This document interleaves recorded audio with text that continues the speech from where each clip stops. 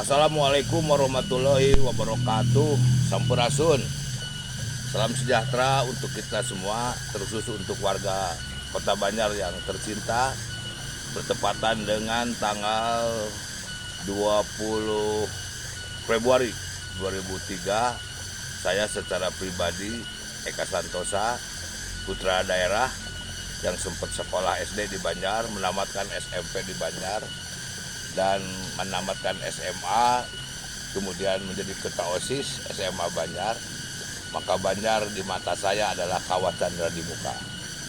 Di usia yang ke-20 tahun Kota Banjar, hari ini saya menyampaikan ucapan selamat, wilujeng, dan sujud syukur kehadirat Allah Subhanahu wa Ta'ala bahwa tidak terasa Banjar sudah berusia 20 tahun sebagai kota yang punya otonomi, sebagaimana juga cita-cita dan harapan daripada masyarakat Banjar pada saat Banjar berstatus Kotip untuk ditingkatkan menjadi daerah otonom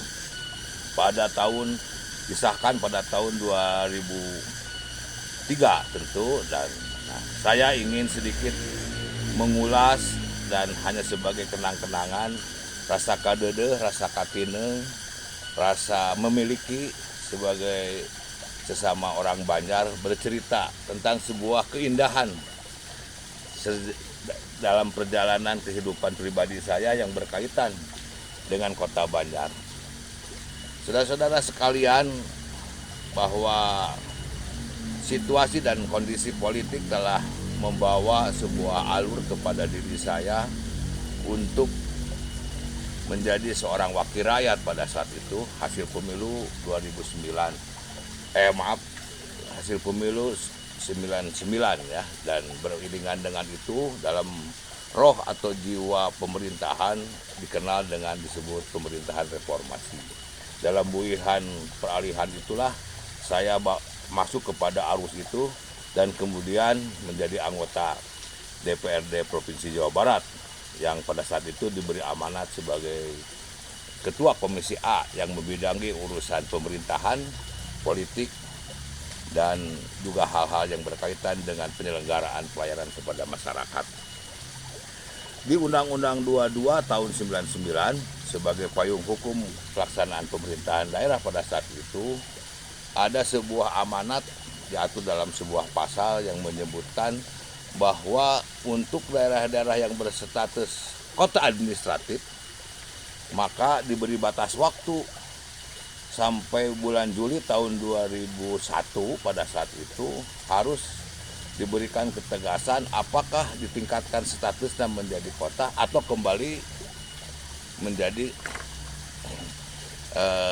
asalnya yaitu kecamatan.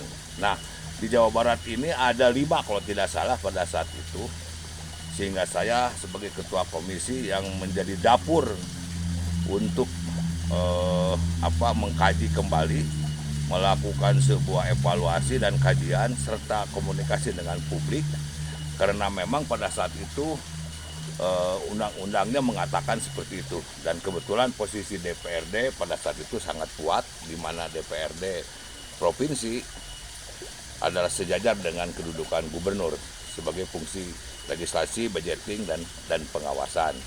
Nah, ada 5. Pertama adalah yang waktu itu Banten masih masuk, yaitu Depok, Cilegon, lalu di daerah Bogor Depok, kemudian Kotip atau kota Kotip Tasikmalaya, lalu kemudian Kotip Cimahi, dan itulah ada satu terakhir Kotip Banjar.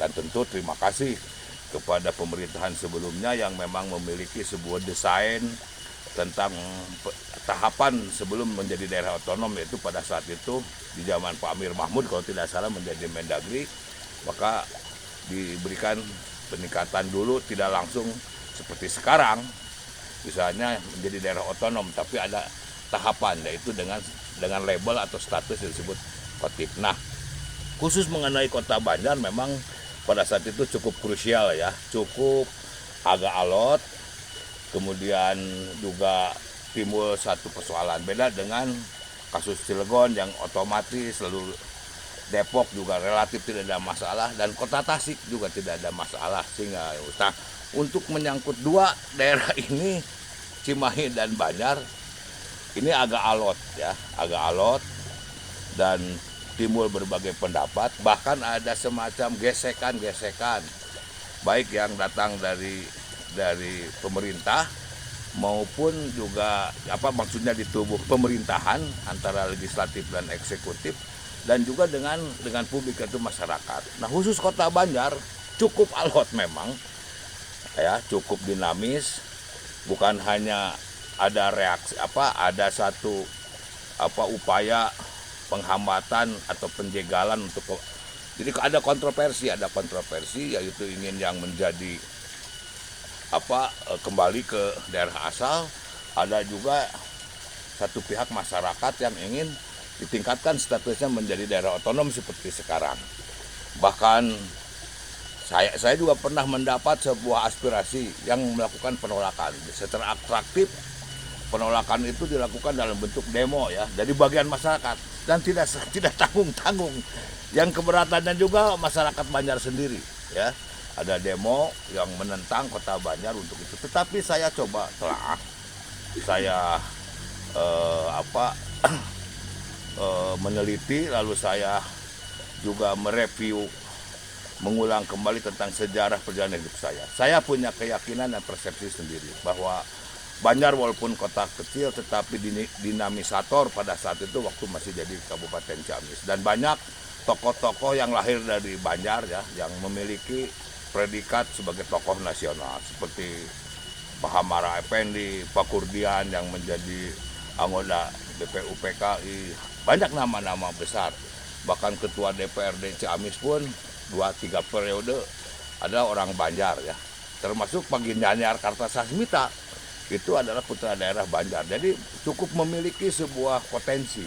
Nah, dari situlah saya melihat, karena Banjar juga bagian dari kawah Candra di Muka yang saya ketahui, di mana saya mendapat sebuah sosialisasi maupun pendidikan secara alami dari masyarakat Banjar yang lahirnya lah seperti Eka saat ini, betul Eka Sandra saat ini yang pernah diberi kepercayaan menjadi ketua DPRD Jawa Barat, lalu kemudian juga memimpin sebuah institusi kelembagaan pemerintahan di pusat, yaitu pimpinan Komisi 2 DPR RI, kemudian juga banyak kepercayaan publik. Nah, itu semua erat hubungannya dengan kawasan Candra di Muka yang telah memberikan menempa diri saya itu.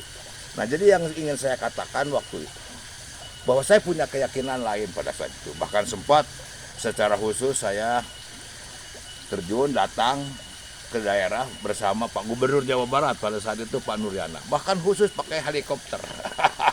Kata Pak Nuryana, Eka, ketua DPRD, tuh tinggal di Canda Banjar segede pelok. Cobalah kita evaluasi lagi. Saya tahu arah bahasa Pak Nuryana seperti itu. Bahwa mari kita evaluasi lagi. Artinya memang ada dinamika seperti itu. Lalu saya juga mendengar ada semacam keberatan, ya maaf, dari pemerintah Kabupaten Ciamis pada saat itu. Mungkin tidak keseluruhan, tapi di tingkat elitnya bahkan ada pemboikotan untuk Banjar yang berstatus kelas B terminal untuk tidak disinggahi. Lalu kemudian juga ya tadi ada demo yang dimobilisasi secara khusus. Artinya ada nada-nada yang saya nangkep dari pemerintah Kabupaten Ciamis pada saat itu, keberatan atau ingin Banjar dikembalikan menjadi kecamatan atau bagian dari Ciamis. Nah, disitulah saudara-saudara sekalian pertaruhan saya sebagai putra daerah yang kebetulan juga mendapat kepercayaan pada saat itu menjadi ketua DPRD Jawa Barat, salah satu pimpinan komisi di DPRD Jawa Barat, maka tidak disia-siakanlah pada saat itu. Saya tetap mengambil keputusan.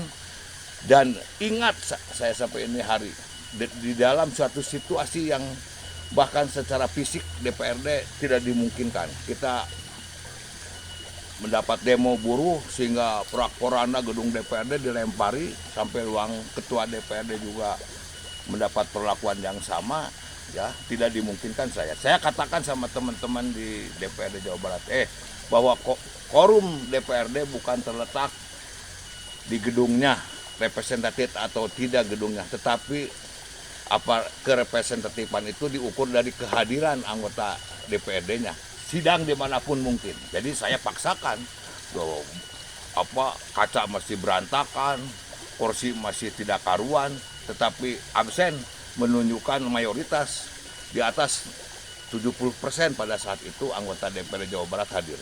Dan kita sepakat untuk menetapkan, merekomendasikan kepada pemerintah pusat Banjar untuk ditingkatkan statusnya dari Kotip menjadi daerah otonom.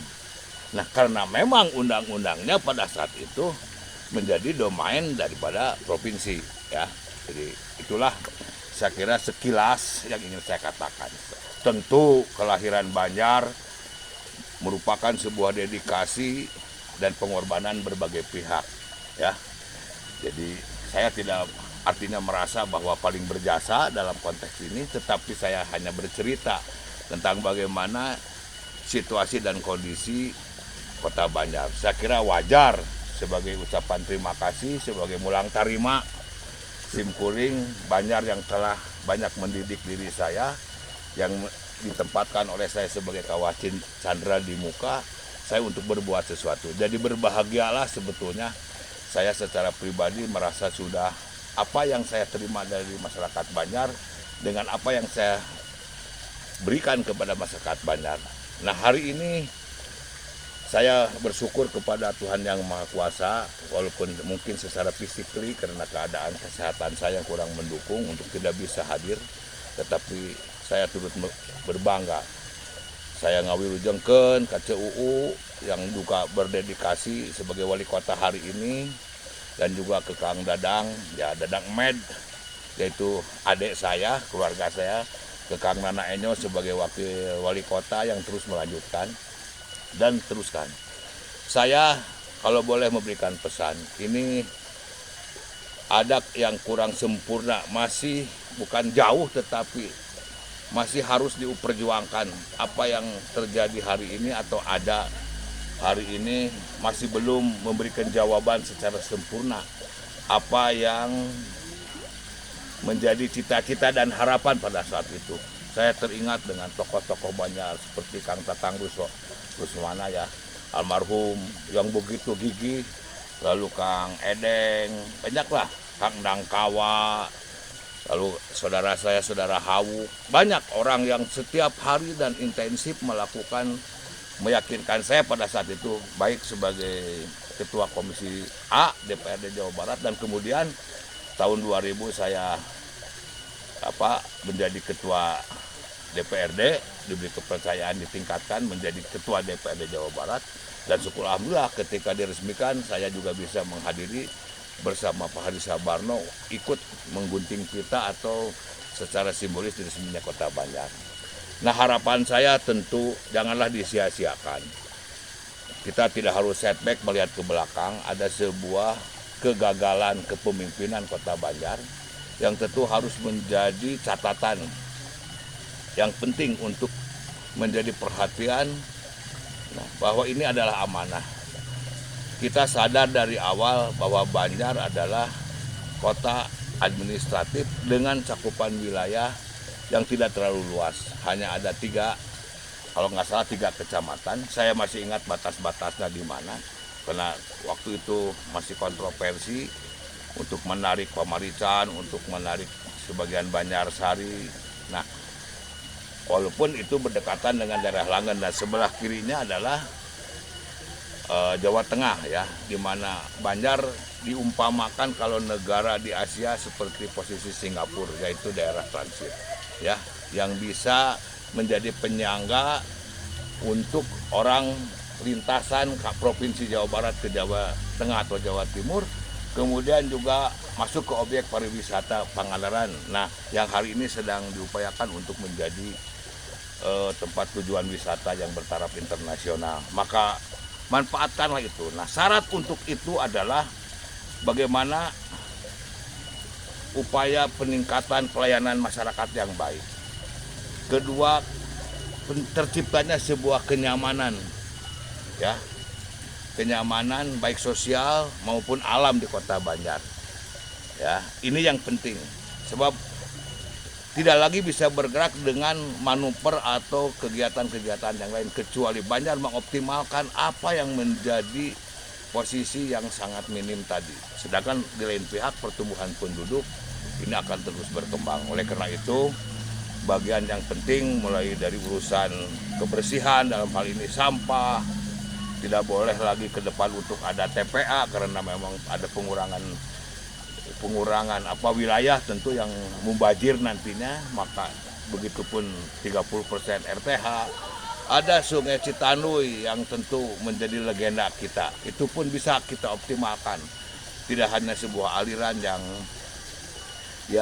hanya begitu saja, tapi bisa menjadi sebuah sumber-sumber atau titik-titik yang bisa kita optimalkan.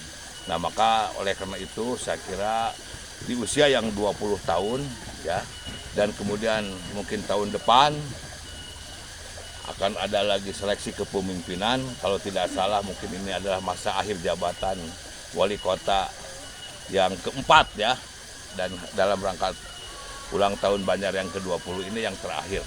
Dan besok kita menghadapi pemilu sebelum 2024 akan ada PLT, dan nanti akan ada jenjang kepemimpinan, seleksi kepemimpinan di tahun 2024. Maka pilihlah dan tentukanlah orang-orang yang memang memiliki sebuah komitmen, yang memiliki dedikasi dan ingin berkorban dan ingin melayani masyarakat secara baik dan menjadikan Banjar sebagaimana cita-cita tadi peningkatan daerah status dari awal, yaitu menjadi daerah, menjadi tujuan dan penyangga dalam posisi sebagai bemper Jawa Barat berhadapan dengan Jawa Tengah, sekaligus penyangga tujuan wisata Kabupaten Pangandaran.